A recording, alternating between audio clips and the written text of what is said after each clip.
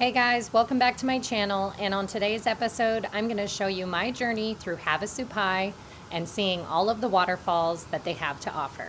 Hopefully this will be a good guide for you to prepare for your trip and what to expect when you get there. Like always, I would love if you would subscribe to my channel as I come out with a new video every Monday morning. You can find a list of everything that we think you should bring on this trip in the description below. And if I missed anything, leave it in the comments and I'll be sure to respond. Let's do this. Every year, February 1st at 7 a.m., tickets open up for the Havasupai Indian Reservation to be able to see Havasu Falls, Mooney Falls, Beaver Falls, and Navajo Falls. This is a view from the beginning of the trail, and as you go down 1.5 miles, you come to this sign, and it's about 7 more miles to the village. Down the long canyon you see ahead of you, and this is some footage going throughout the canyon. You're pretty much on your own, but you do see some people that pass by, either heading in or out from their trip. And it really is all age groups. I saw people from their 70s all the way down to 10 years old. And you can see for the majority of it, it is pretty flat just through the canyon. It's just at the beginning and end where it's pretty challenging. And then here is where it shows you the way to the Supai village, so you know you're almost there. You're gonna cross a bridge and then you will see the sign, but no cameras are allowed in the village, so I have no footage of that. Once you're past the village, the first falls you come to are Navajo Falls, and then there's this little hut that sells fresh fry bread, which is a delicacy there. The distance from the village to the campgrounds is about 2 miles, so if you stay in the lodge, that's how much you will have to hike before you get to where the waterfalls are. And immediately after that is this hill that leads you down to the campground, but you get your first sight at the epic Havasu Falls. You can see that this is at the top of the campground, so pretty much anybody that stays at the lodge, if you helicopter in, if you backpack in, you're gonna be able to see this fall easily, and that's probably why it's the most photographed. I waited years to see this moment, and it was so amazing. We ran our stuff to a campground, which the campgrounds are first come, first serve. You just set up a tent wherever you think you want it, and they do have picnic tables to kind of guide you in where you can set it up. But as you can see, there's a lot of people that are at these falls, which was pretty surprising to me, but at the same time they were the easiest ones to get to, and so I understood why most people were there. And it truly is so beautiful that it really doesn't even matter. And yeah, this mom is a rock star and hiked that baby in. I highly recommend bringing a tripod. You can even just get a cheap one off of Amazon, just something that you can have video footage if you're alone or with somebody else, so that you're not having to bug people to take footage of you. But these waters were absolutely amazing. We luckily had really good weather, probably in the 80s for the most part, except for the last day that we left. And so the water was actually really refreshing. The falls are so powerful, it creates these waves that you can see, but it's like the power is only right where the fall is. And then it's just a nice pond. You feel super safe, super clean, and the water truly is this aqua blue, and it is surreal.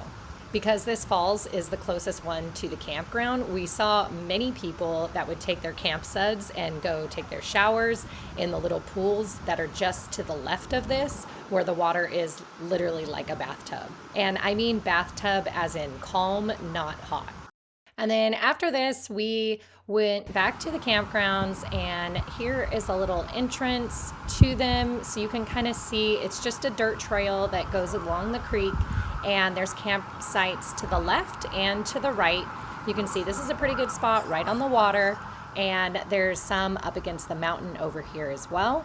They are all first come, first serve. And so the best time to go and look for a different campsite if you're not happy with the one that you have is in the early morning when people are hiking out. They usually leave early, and then you can just snag any spot that you see. But you can see here, like, this is what you're camping alongside of. It looks like it is fake, like you're in Fern Gully, and it's pretty much just as beautiful as the falls themselves.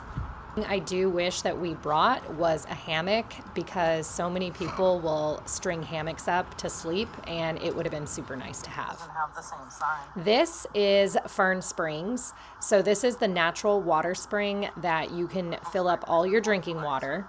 It's right in the campgrounds, and it basically is like a PVC pipe that's coming out of the mountain, and it just constantly pours. People go fill up all of their backpack waters and water bottles. You can cook with it, and it is super fresh and tastes really great. They say they test it every month, and it is good to drink the water, but I did see some people still using their filter to filter this out, but we did not. Only the water we took from the river did we use our filter. So every day we would fill up our water and then head down this trail that is in the campground, where you can see there's even camp spots that you can cross over this little part of the creek and sleep in them.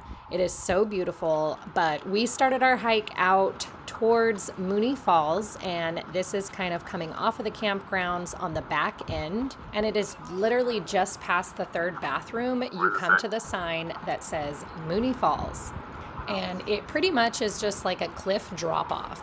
And so this is where you see all of the epic chains and caves that you have to climb down to get to the beautiful Mooney Falls waterfall. I was surprised that there's actually a couple camp spots that are in this area as well.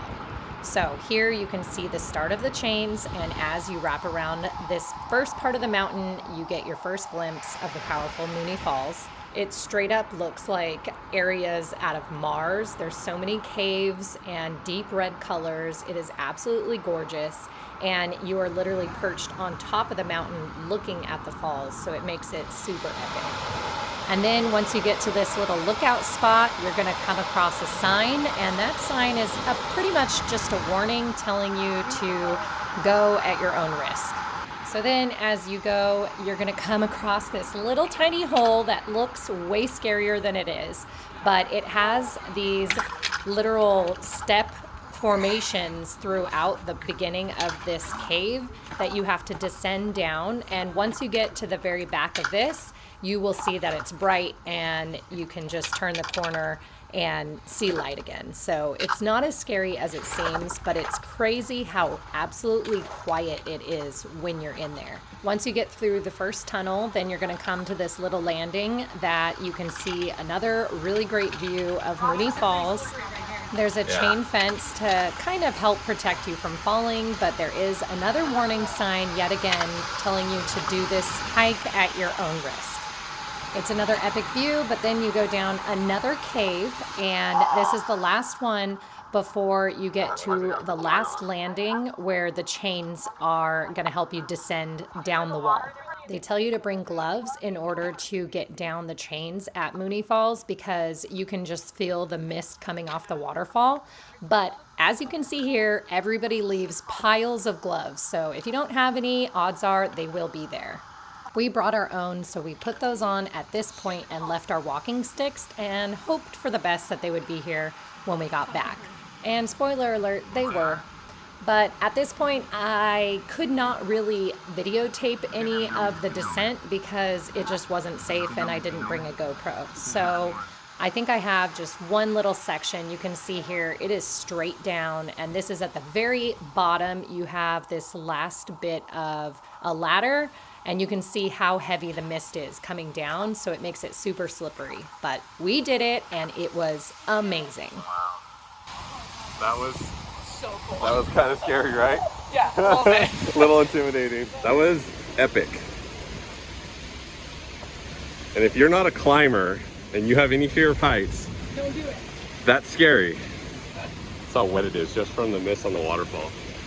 But I think my hands are a little shaky. Let's go our water shoot. Yeah. Going that way away from the mist. Look at that. Look at these people. They just hike down and it's chilling. What a beautiful place. I mean, just when you think you saw the most crazy waterfall setup, no, there's another. I think the journey down to Mooney Falls is pretty much just as awesome as Mooney Falls itself. At this point, we decided we wanted to keep going to the final destination of Beaver Falls, which is about 2 more miles away, before checking Mooney Falls out in depth. So this is the start of the walk past Mooney Falls to Beaver Falls. This hike is basically along the river, but you're heading down, And so you see so many amazing little waterfalls that nobody even talks about along the way, like this one, for instance. So we kept going, and you're basically just following down the canyon.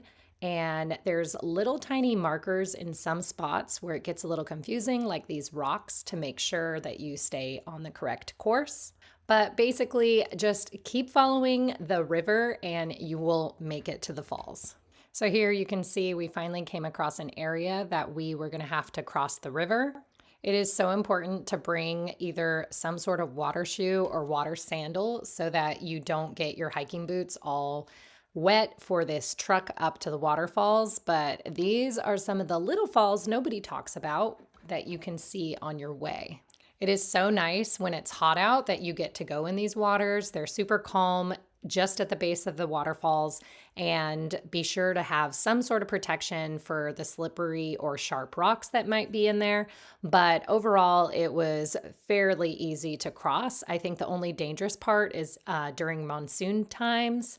They can rise really high and prevent you from crossing. We were easily able to cross all of the little river crossings, and it probably only came up to the mid-thigh at the deepest parts, but you could easily avoid that and stay probably under your knees if you just take a different route avoiding the deep areas. One thing I would say that I highly recommend is like an iPhone watch or something to track your mileage, because you're going to come across so many epic waterfalls like this one and think that it's Beaver Falls, but you can check your mileage and see if you're actually at the correct one or not.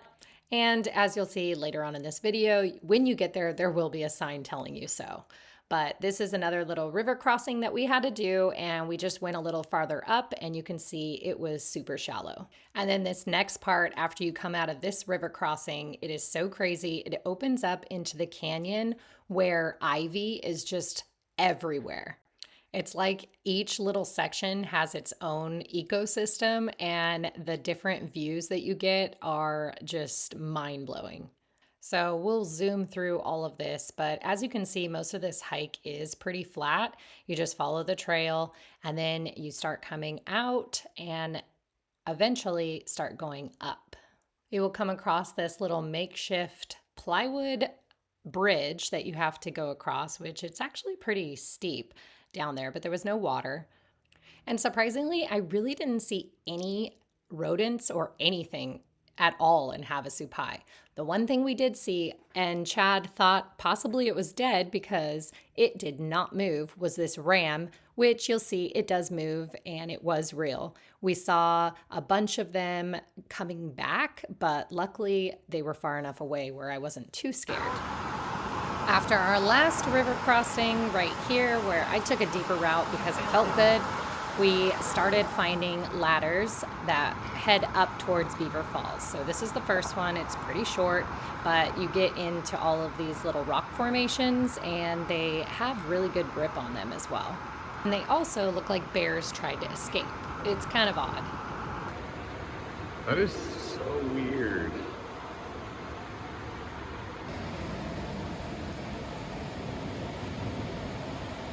Maybe they're beaver hands. Beaver here. There you go.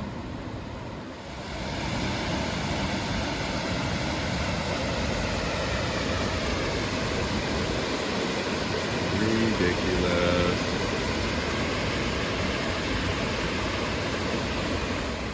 Oh God.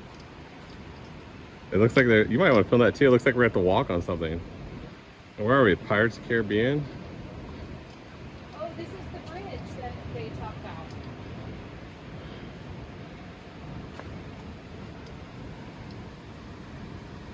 Oh wow, and then there's like a ladder. Like a real wow. That's what we're going on. Oh my God, look at this. So now we're in Hawaii. Next step was to make it up these ladders onto the rock platform that was above this little Hawaii feature. Look at this. Got it at the Home Depot. Yeah.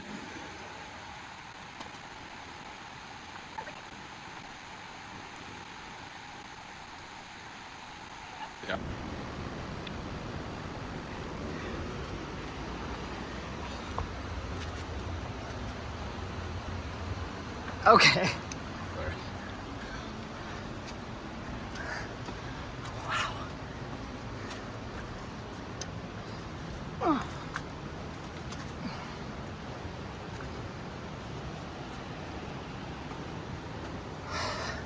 Wow. Yeah. Should have what? Jump off of that. Cannonball.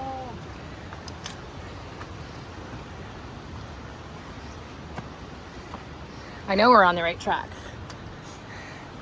because of that bridge. You see that?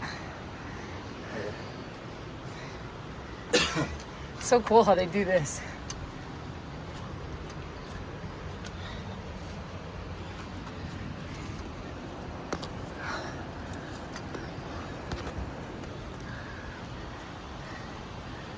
Yeah, I'm gonna have to stop.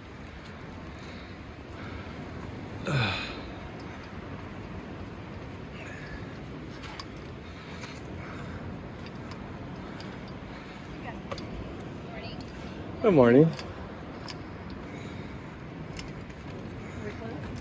Yes. I figured it was right on. You've done the work. So this is the last stretch of the walk before you see Beaver Falls from the top, and there's tons of cacti everywhere with super sharp pokers on them, so be careful here, but it's really not that much farther and you'll see it shortly. Careful there, mommy. Slip and slide time. Yowzas. Dad. Dad.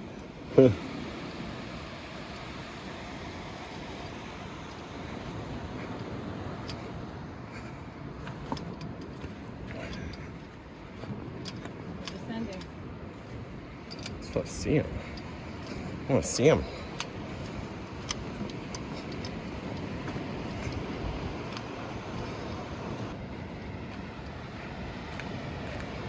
That gets you, you know. And finally, the little sign at the top that says Beaver Falls. Here it is from the top. You can see all the little pools that are formed, but it's way more epic when you're down there. Aboard.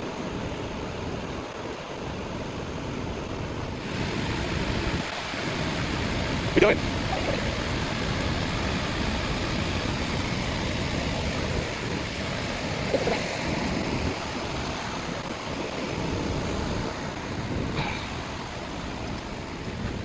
Mark.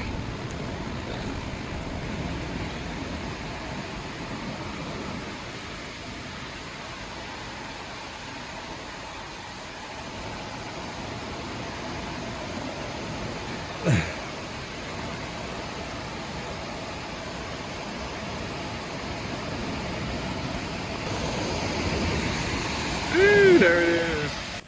There was tons of people hanging out all around these falls, but I ended up setting my tripod up because you can see on that back wall there was a rope somebody told us about.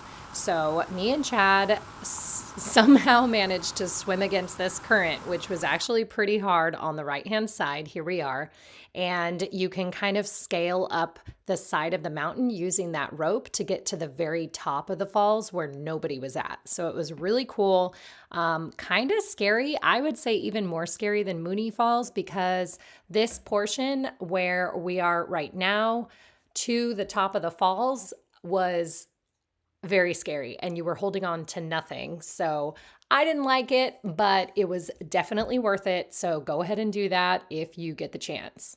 We hung out there for a little while and then scaled our way back. The other good thing about this is the rock, for some reason, even when it's wet, it has really good grip, almost like a coral feel to it. So it wasn't as bad as I'm making it out to be, but well worth it. And then everybody did start doing it right after we did. I saw tons of people that would bring things to have lunch because there are picnic tables there and tons of spots to hang out and enjoy the falls. So I would highly recommend just making Mooney and Beaver Falls a one-day trip. What? Yeah. That was crazy.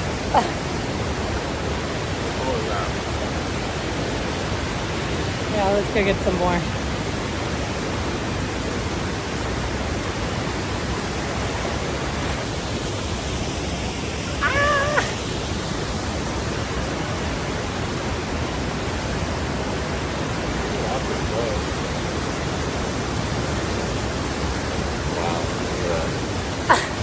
No one will see me. Yeah, they do.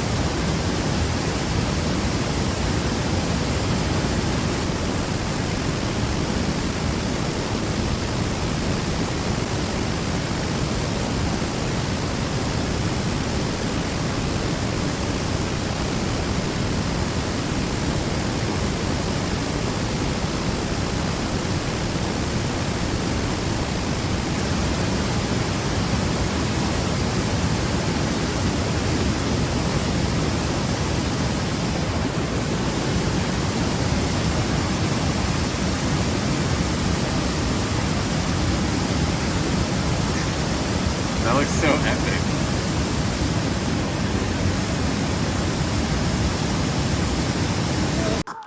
Once we had our fun at Beaver Falls, we headed back so that we could explore more of Mooney Falls. So you basically take the same route. You can see this is where it's that little Hawaiian paradise with the randomest palm tree out of, like, it's the only one that you'll see on the whole area. And I don't know why it's there. Well, I feel like. No, you're fine. I'm positive.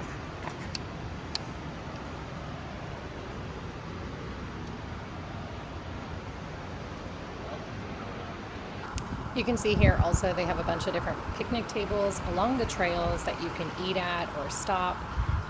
And this was the beautiful canyon that was heading back towards Mooney Falls and the campgrounds. Wow. You didn't see the mud? No. On the stick, Mom. Use the stick as your little foot rest and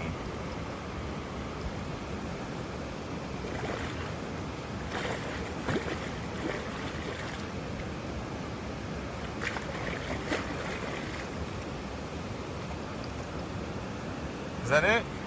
Well, I don't know how to get in. I thought you were gonna take your shoes off. But then what am I going to do with them? We're gonna cross here in a little longer if you can suffer. What he meant by that was because as you get your shoes wet and then go on the dirty trails, rocks get in them, so it kind of sucks.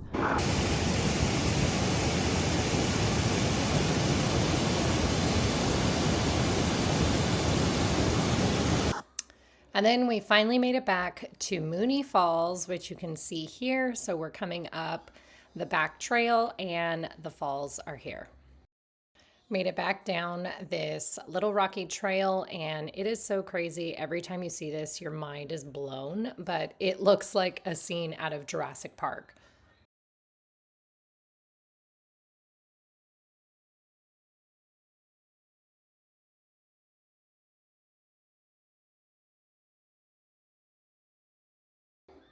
This falls is, in my opinion, definitely the most powerful of all of them. It's the one pool where it was a little scary to go swimming in, but they luckily have a lot of little side pools that you can still swim in. And I did see some people go swimming. It just kind of freaked me out a little bit. and the power is so great. I mean, there's literal mist all over the mountainside, and you can see all of the different ferns that grow because of it. But here you can see the entire wall that you scale down the chains and ladders. It is so crazy. So this is the right side of the falls, and you can see on the left there's a bunch of like metal fencing almost. That's why it's really important to have something on your feet.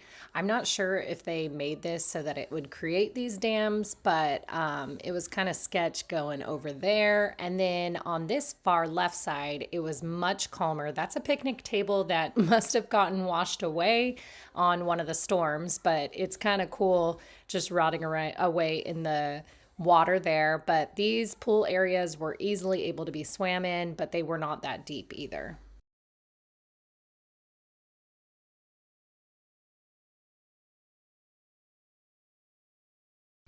So this is a view on the far left side of Mooney Falls, where it is a lot calmer, a lot more pools. There's picnic tables right there, and there I am.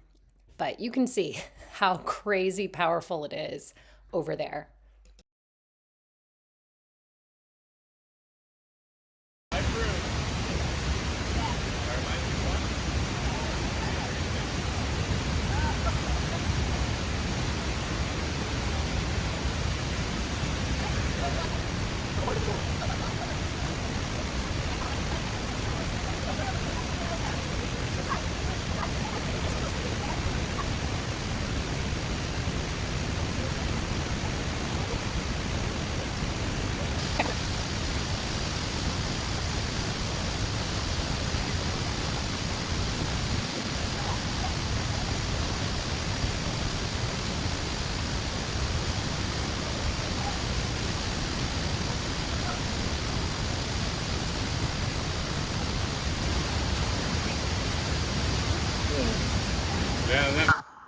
Once we were done with Mooney Falls, we headed back to the campgrounds, and here is a look at the farthest part of the campground, and this is what the bathrooms look like.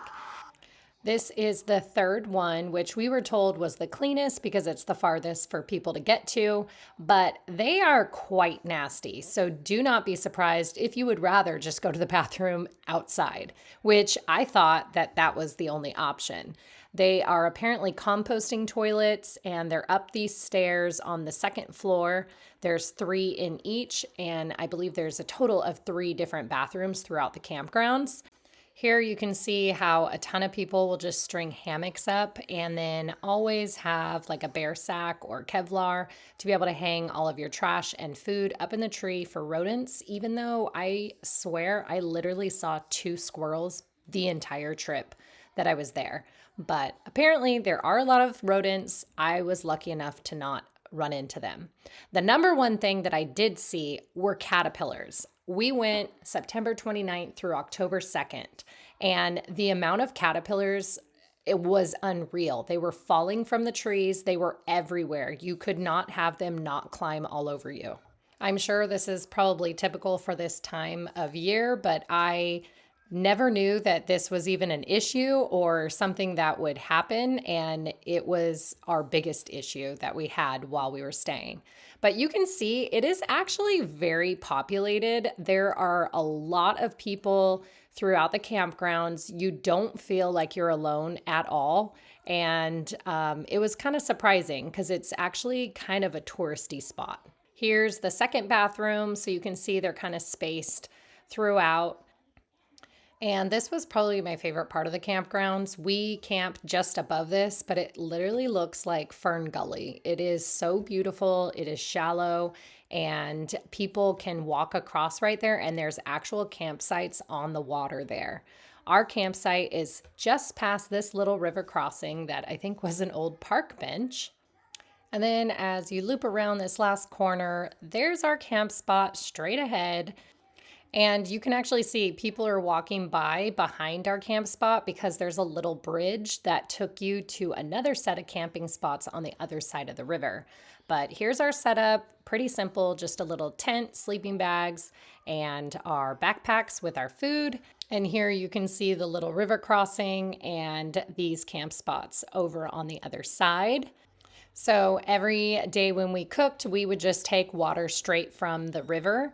And we had this cool little water filter. A lot of people brought them, but you just dump it in the river, and then it has a little hand pump that connects to your water bottle. And that is where we got all of our water for cooking.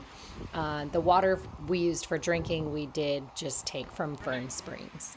Biggest suggestion is do not just stop at the first campsite you see when you get to the campgrounds, because if you go a little farther, being right next to the river is super convenient and makes for a way better time.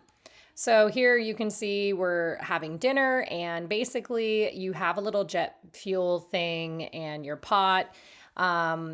Getting those packs of food from Peak or Mountain Air, I forget, makes for a really good meal, and it's super easy. But the one thing that we wish that we would have brought, and it might sound wrong to anybody into nature, other than a hammock, would also be either like a book or downloading a movie onto like an iPad for when the sun goes down. Because once the sun goes down, there is literally nothing to do. And we don't know how to do nothing. But this is where we did our dishes after basically we just licked them clean first because we were always hungry, and then just rinsed them out in the river, and it was good to go. Here you can see one of the nights I captured one of the caterpillars. I swear they were literally everywhere. Walking in the dark. Hiking out. Sun's finally coming up. We started our hike out to Hilltop at about 5:30 in the morning, and it took us about 4.5 hours to get to the top. And this is a part of the hike that we were pretty much dying, because the last mile or so is straight uphill on these switchbacks and is pretty rough carrying all your backpack gear. The views here are beautiful. And then at the top here to the left, you can see the little shack that we were so desperately wanting to get to, which is at the Hilltop parking lot. Okay, I'm going.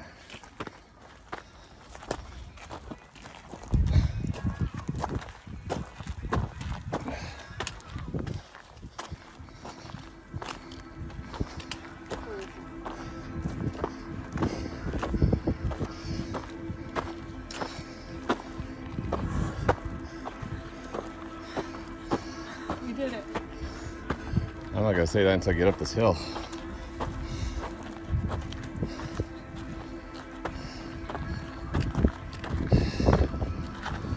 It's crazy what you can push your body to do.